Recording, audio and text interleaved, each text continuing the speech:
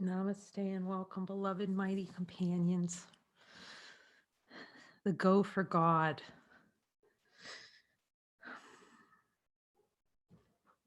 Yeah, to value God so much, to spend this time together twice a day is just to celebrate the gifts that He's given us. So miraculous to be together and how He's brought us together so perfectly. To rest in Him. He says, rest in me. Oh.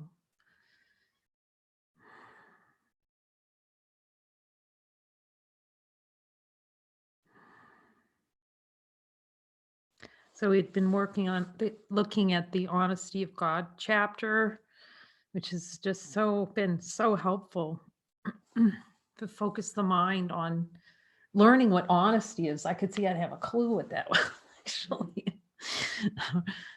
What self-honesty really is. I need him to show me what that is actually every day.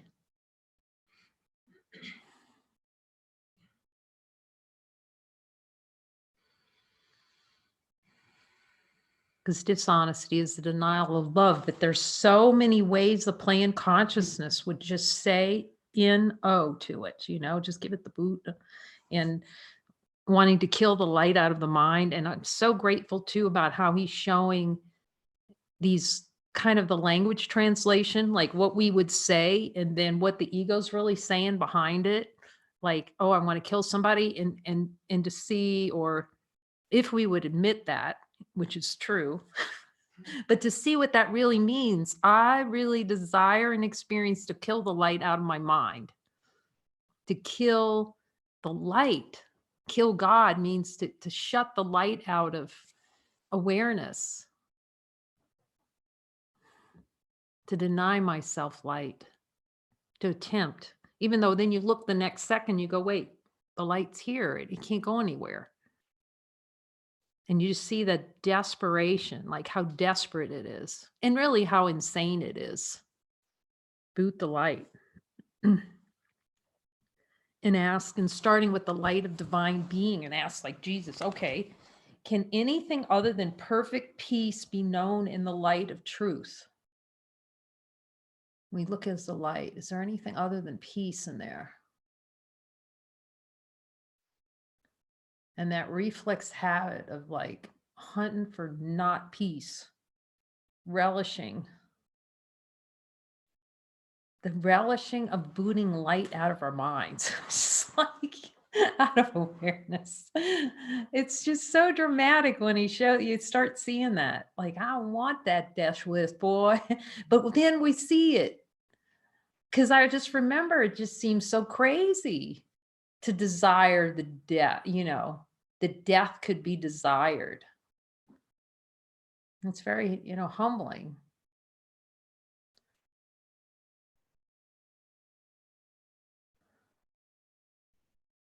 But then see no error in the desire. That's what's the beauty of this. Like, see no error in it.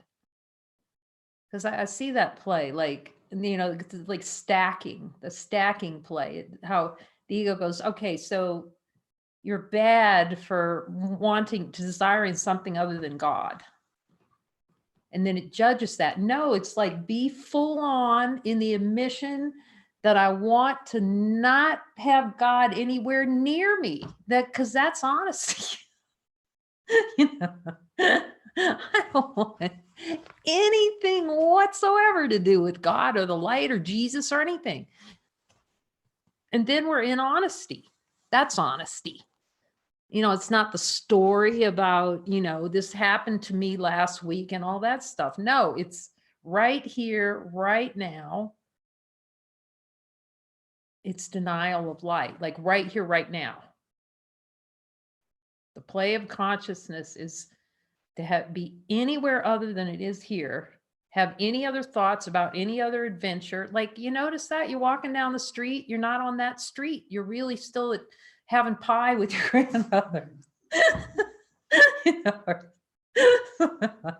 Because the little memories, or you walk by it like an ice cream store, and then you'll remember every other ice cream you ever had relative. Like you'd be walking down and you go to a gelato, and then suddenly you find yourself in your mind on the plaza in Florence,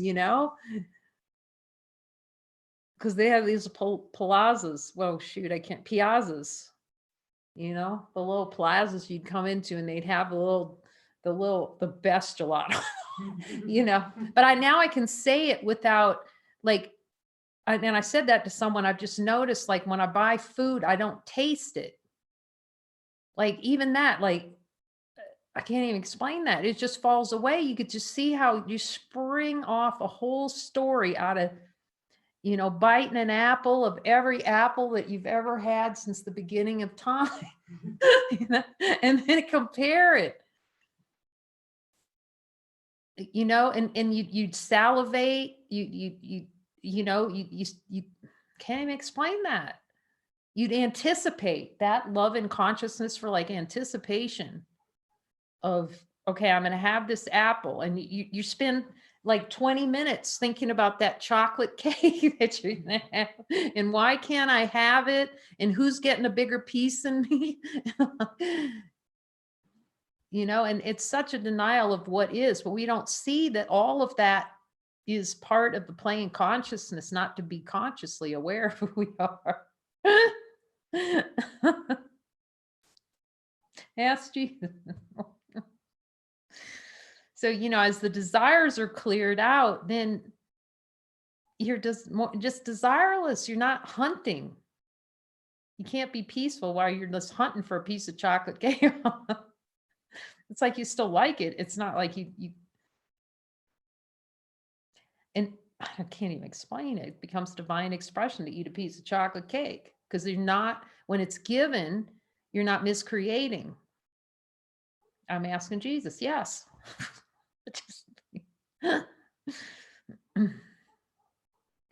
And I talked about this before, like our food is such a great thing to look at. And Lori and I were talking today because we went to the market together to see all the food preferences. And then if you don't get a certain thing, or they don't have a certain brand that you want, see how much time we spend on that. I could see, well, I'll say it for here. I certainly, if it was the right brand, and how often you just run to the store because you absolutely had to have like that one thing. Now it can still happen, but if it's not there, see, there's not a blip on the radar screen.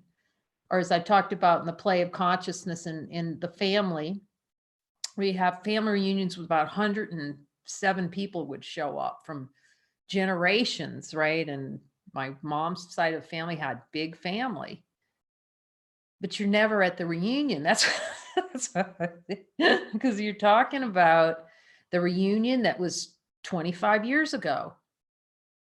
And boy, and you'd have stories about every other reunion, and who's not at this reunion and who didn't come, and and I said we'd be in the breakfast line talking about lunch. What are we having for lunch?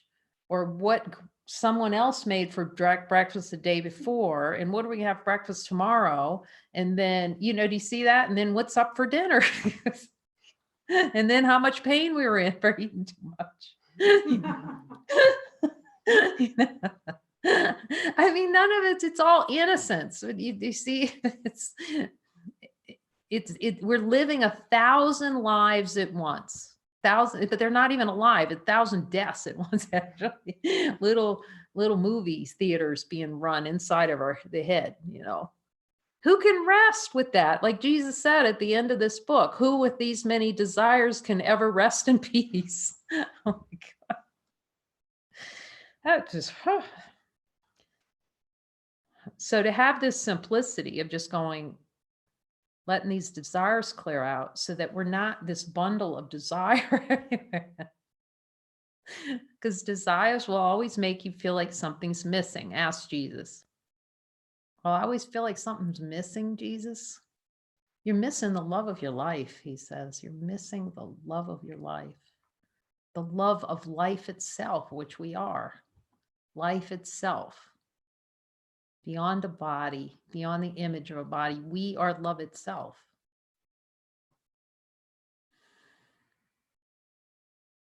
Can anything other than perfect peace be known in the light of truth?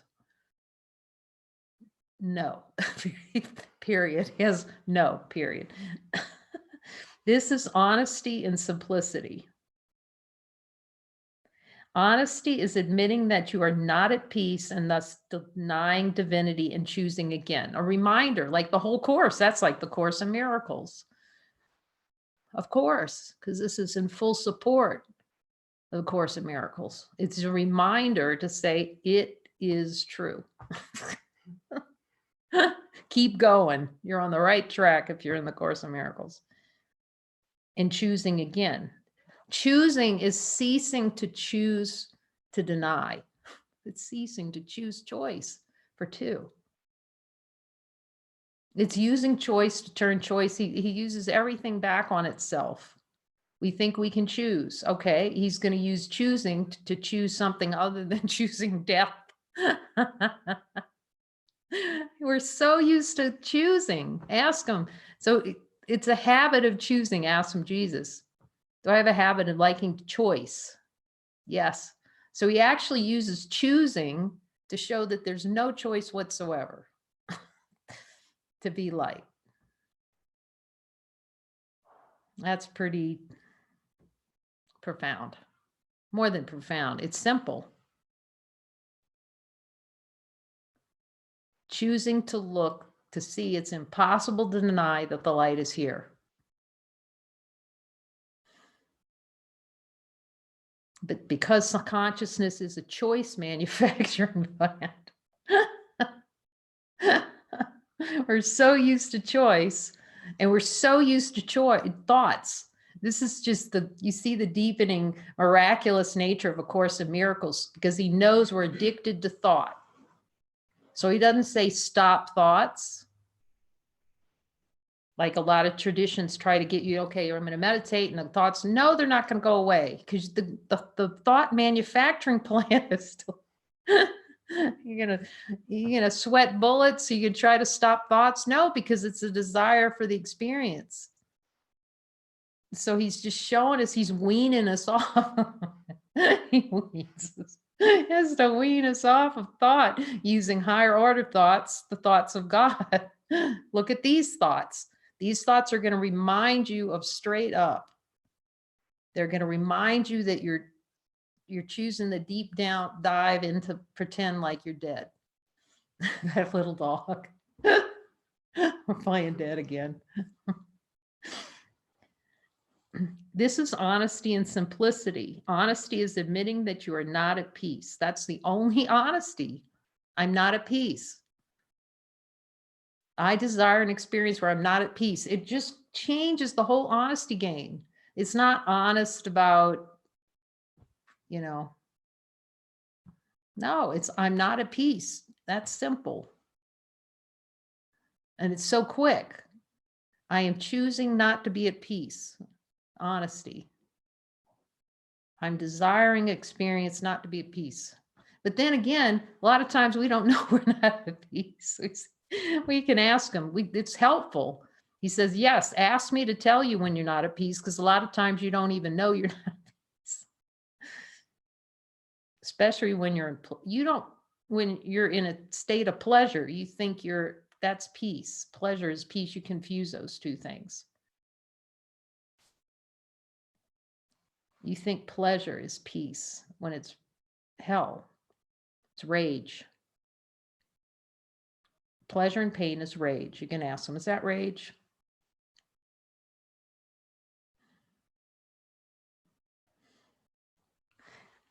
Choosing is merely ceasing to deny. I love that, ceasing to deniement. That is so cool. We're not calling it enlightenment anymore. We're calling it cease to deniement.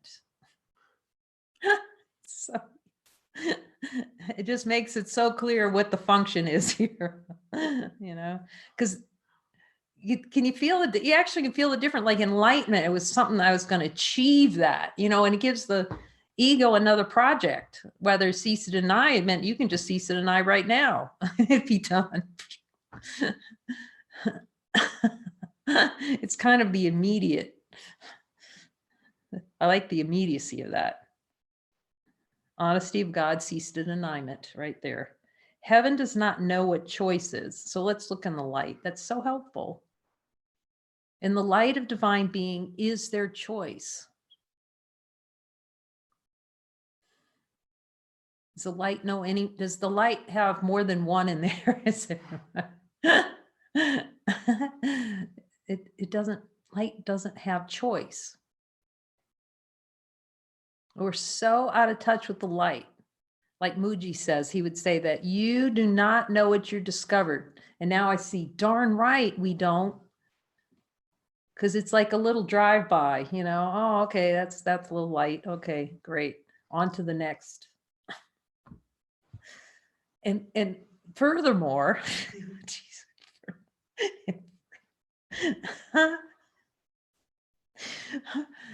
you know, because it was kind of like a puzzle, right? Because, okay, Jesus, I can see that there's light here. So where's the supreme happiness that goes with light? Because light and supreme happiness are other. Well, it's that big fat whole hellacious hill of denials that are pushing. So even though we can see the light, because we can never fully obscure the light from awareness, it's impossible because the light's always here, like we said, like Joker. You can run, you can open the refrigerator, but every time you look, you'll see light is here because it's impossible to fully obscure. It's not that difficult to see. Unless we really, really want it to be difficult, in which case then talk to Jesus about it. That's the best thing.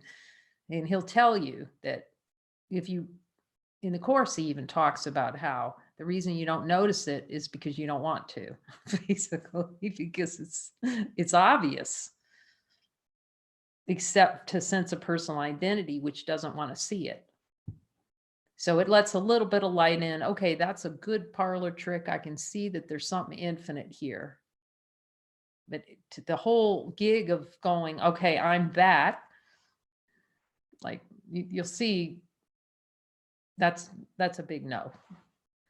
The ego's all the reasons why we just can't be light right now. Oh. Heaven does not know what choice is. So let's ask Jesus. It's good to check in with the light, do the light check. So helpful.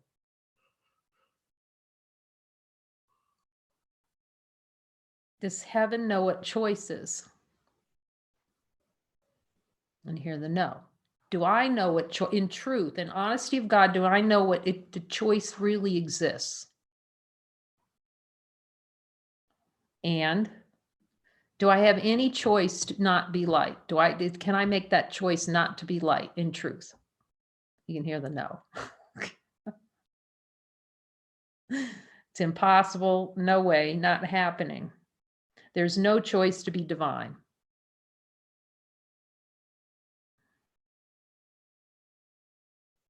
It is denial of divinity that generates an idea that there is choice and something to choose between.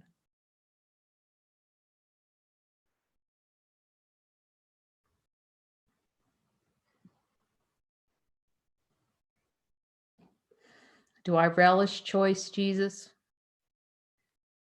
Do I really just really like it more than I'm willing to admit? He says the tiniest little twig, I'm asking him for sure, the tiniest little twig is choice.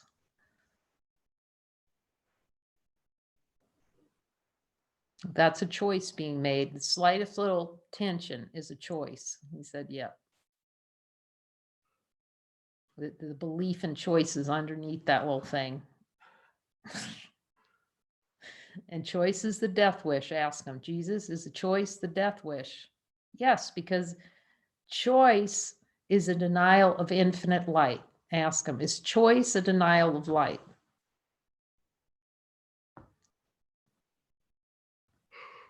So we're light. There's no choice to be divine because God didn't give us a choice. Ask Jesus, Jesus, did God give me a choice not to be light? No, you just hear the no. Okay, did God give me a choice not to be infinite love. And hear that no from Jesus come in. No. So there is no choice to be divine. Jesus, did God give me a choice not to be divine being? Here's no, no. He never changes that. So it's good to check in. So Jesus, even when I don't want to hear you and I want to give you the boot, God is still not giving me the choice to be, not be divine. And hear the no. God does not give us the choice not to be light. We don't have that choice. It's not a choice. It's choiceless. Choice isn't even real. You can ask him, is choice real? No. Does God know choice? No. So choice is a play. It's the hell game, actually. Duality. I want more than one. It's more than duality. It's fragmented consciousness into a billion. But it's a good place to start, with two and just seeing how it goes like that. And then you got all these little fractions that we like dancing in the fractions. That's dancing with the devil and insisting they're real. There's no choice to be divine. It is denial of divinity. So now we're really clear. There's no choice to be divine. Is there truly a choice not to be happy? Now hear what he says. Is there a choice not to be happy? No. We're happiness itself. And you can ask him, so is happiness synonymous, the same as light? Is supreme happiness the same as light? See, you can hear him. Yes. So it's all this stuff that floats in the debris field of consciousness. We're just swimming through it. Get me out of here. We're fighting Jesus for the debris field. And go, ow, ow, oh, this hurt, ow. I don't know what's wrong. The consciousness likes it. It wants it to get hit by the debris field of God. But until we see that, we just can't step out of it and go, okay, Jesus, you gotta show me which way to swim to get out. Leave this behind. It is the denial of divinity that generates an idea that there is a choice and something to choose between. Let's ask them. Do I relish choice and generating that little choice? And is that the snooze button? Oh, God, that's good. Jesus, I might as well hear it. Is choice the snooze button?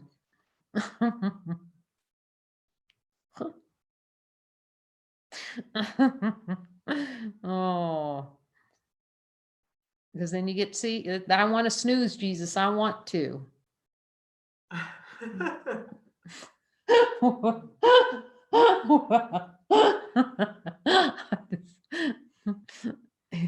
That's why we need a honesty of God, see, until we see how we didn't want to be.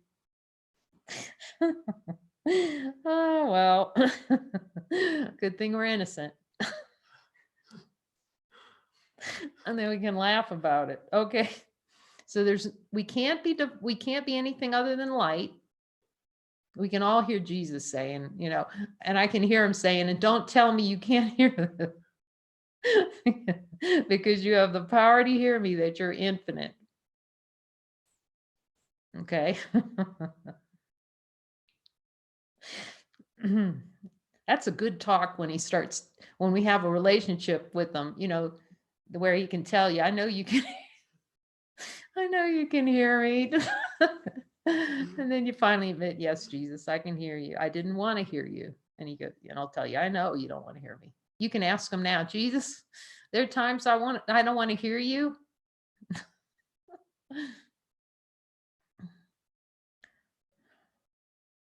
Honesty knows there's no such thing as choice, because choice is two and there's only one. So it's helpful to be reminded that in the light, we can see directly no such thing as choice.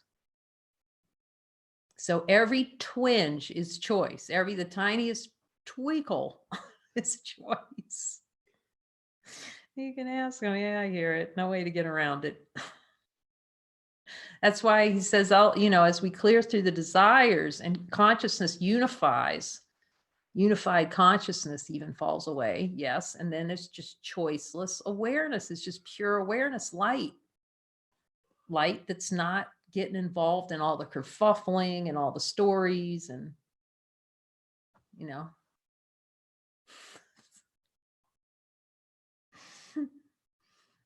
it just expresses as divine being, but it's untouched by time or space. We're not touched by time or space, but we are. Choice is time. Ask Jesus. Choice is the desire to experience time. It goes poof, like that. That's time. Choice is death. You can ask him, is choice death? Yep. So that's where we're getting honest. Divine light doesn't know what choice is. Every twitch is a choice. Miracles are merely expressions of love, expressions of Christ consciousness that point beyond form to the formless.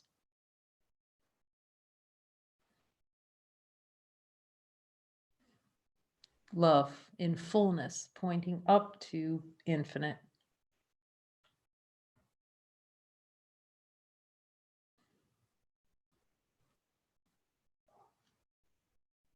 To the power of infinite being that is untouched by the laws of this world. Jesus, am I touched by the laws of this world? In truth, no. Jesus, do I have a desire to play laws and rules of the world?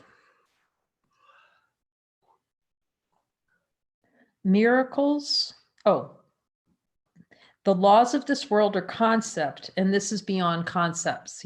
Miracles take you out of concepts, ask him, out of the conceptual thinking. It's the release of conceptual thinking.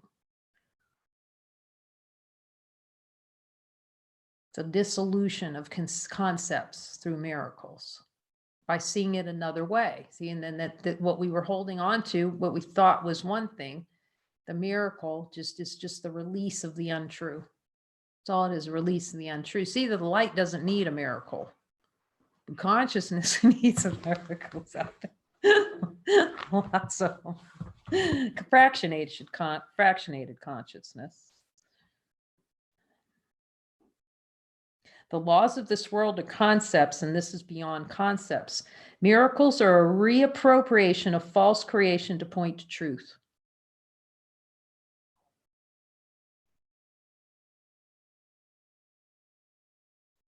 So he's using everything in consciousness to cease to try and prove fragmentation is real.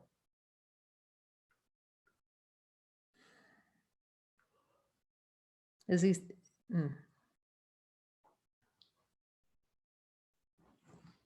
So, because consciousness is, you can say it is powerful, not as powerful as light, but you can get a sense of the power of it in the way that the diversity of expression, let's just put it that way, the diversity of expression and love, the way love can express in diversity without limitation. It doesn't make it true, but you can start to get a sense when you see that dream is an expression. Consciousness is an expression of divine light without limiting it. But it's not more powerful than light.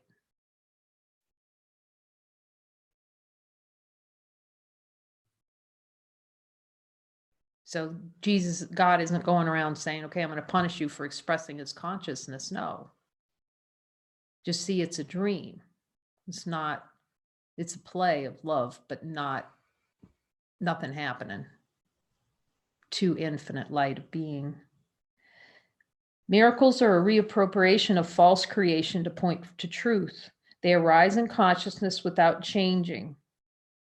and come from even beyond conscious, just like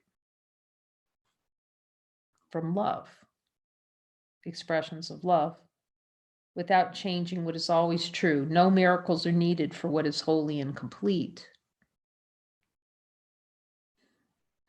Infinite being, you.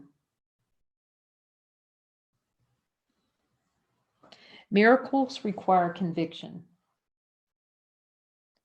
Oh, I love this. Is such a beautiful thing here, so helpful.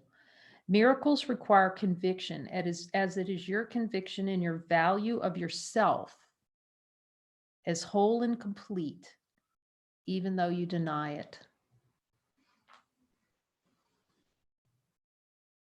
This conviction is necessary. This is faith. And faith always points back to yourself. And I'm so grateful the way he showed me how, because there's such a strong idea that there's an other out there. And when he showed me that faith and trust there's no one to point out to. But for a time, it seems like you're putting your trust in God. And it seems like you're going to put your trust and faith in God or faith in your brother. But what it really is it's pointing back to yourself. It's pointing up to infinite. It's pointing to identity, like a beautiful, oh my God, it's such a gorgeous little thing where she took that quote with a little compass on it, and showing that trust points, it's a pointer straight up. Trust would settle every problem now. It's beautiful reminder. The faithless are lost because they do not have conviction. Conviction that they have more value than they currently perceive. That's really beautiful too. So helpful. The faithless are lost because they do not have conviction. Conviction that they have more value than they currently perceive. See, so consciousness, there's no way to talk about it. There's no we's or they's or any of that, but you just, what your words are going to use for the play. The play of totality, pretending like it's got little people with feet in it. They're just separate.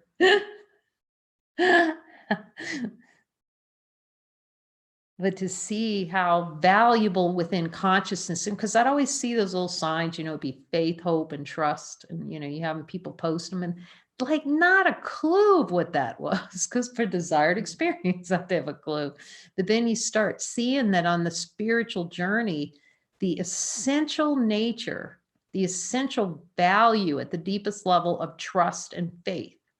Because when you're really wound into that idea of a personal identity, it's going to take every bit of faith you have, because the whole play of consciousness in fragmented form is to make it feel like your faith is lost, that there's nothing trustworthy, that it's impossible to get out. You'll see it in chapter 20, great reminder, when you have a desired experience to make it seem difficult or impossible to wake up.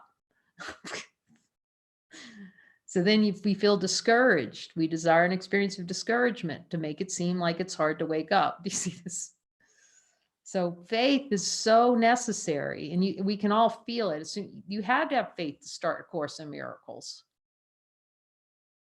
And trust that there's something beyond personal identity, that supreme happiness is real, just as Jesus is telling us. Thus, miracles honor yourself. Acceptance of miracles honor ourselves. It's the denial of the miracles where we're doing dishonesty and dishonor to ourselves. Dishonor to all that's given by the Father. Conviction is an expression of faith in yourself. So acceptance of miracles is a conviction and an expression of faith in ourselves. value, the value we place on ourselves as divine being, of the value we place on the gifts given to us by the Father. That's so beautiful. That we value our Father's love more than we value the idea we have about ourselves. It denies weakness, what you must do for yourself. Yeah, he's really reminding me to stand into it. You're going to see how that divine power comes in when you actually stand into the no. You just feel it just opens up so much power. Jesus said yes, because you're no longer, investing in the bank of death. You're no longer beholding to the idea that you have of who you think you are. Willingness is thus an expression of acceptance of the power you have to always see what is true to you. It's really acceptance of what's always available to us. Honesty of God's always available. Ultimately, it points to what you must recognize, the power that it is always within being to command as the Father commands. Let's ask Jesus, do we have the power to command as the Father's? Because the Father's will and ours is one. We're our Father's will. This is a good thing to be reminded of. Thank you, Jesus. Jesus, am I my Father's will?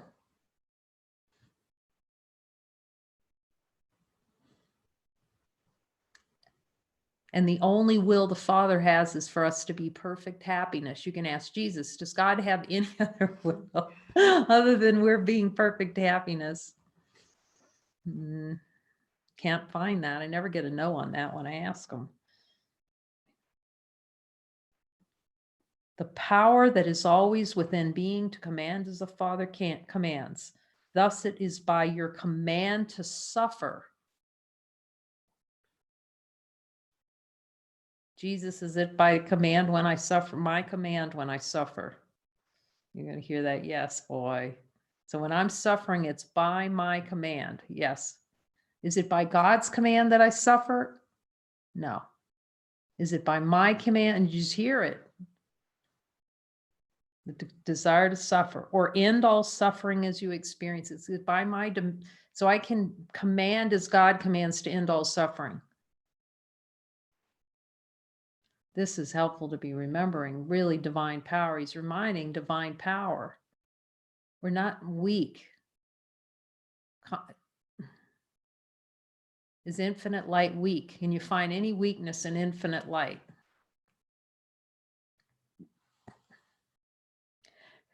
To admit you can only experience what you desire. So this goes back again to desire.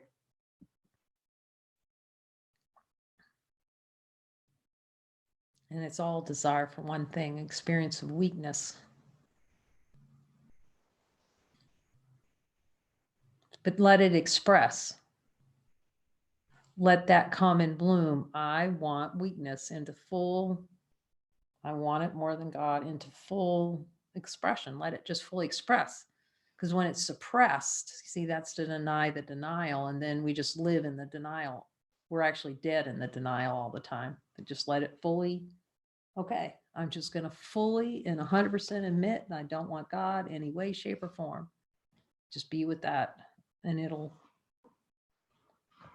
won't be hidden anymore. It won't be running ramshod under there. To admit you can only experience what you desire. However, you cannot command in truth to be a separate from him.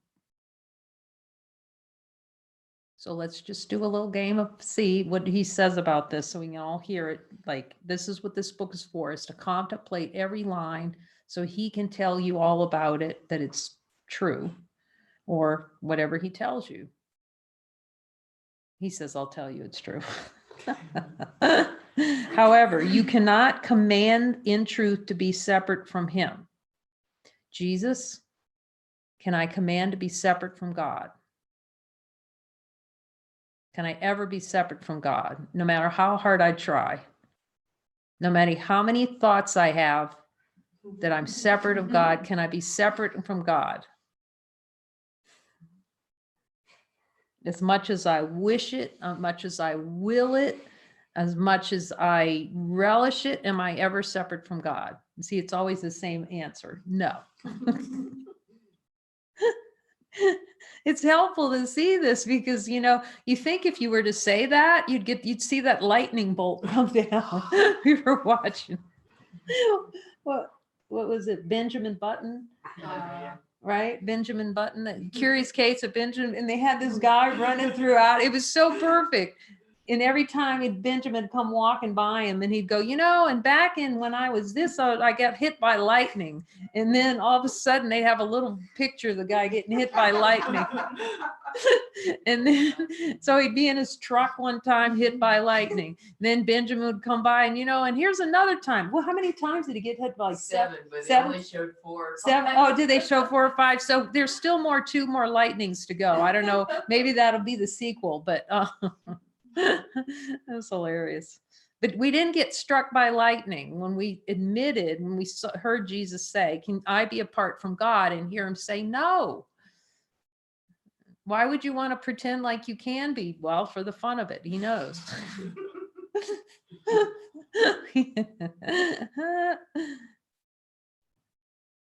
However, this is, oh my gosh, this is so beautiful. However, you cannot command in truth to be separate from him, nor apart from his will.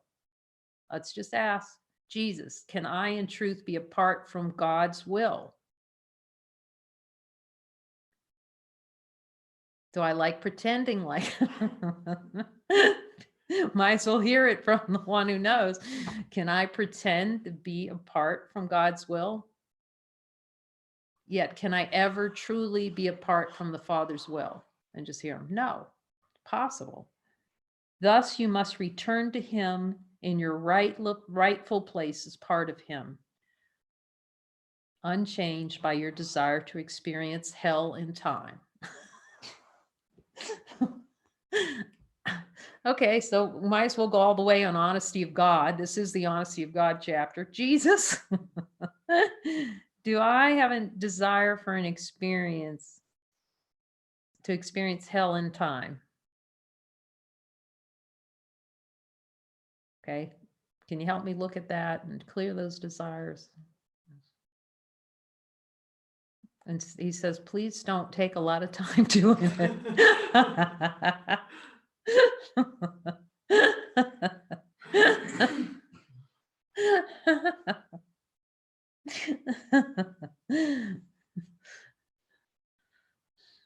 You're worthy. He says you're worthy of knowing the Father's love now. Why would you delay in time?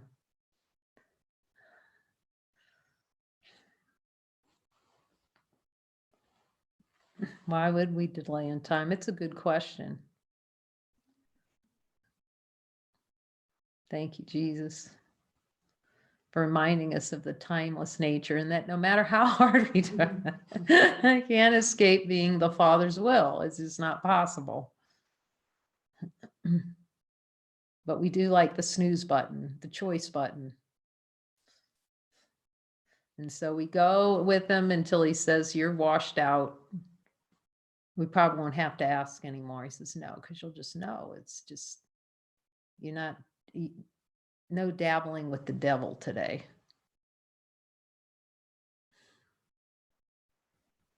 No buttons to push. No preferences or wanting extras or heaven with a little cherry on top, you know? We want to put a cherry on top of heaven. Oh, just love. Just pure love, infinite. Thank you, Jesus, for that reminder. And thank you, everyone, for jumping on board the rocket ship to God. Feels like we're going to have another joining session soon. So we'll keep you posted on that. Sending love from San Juan Coastal. Love you.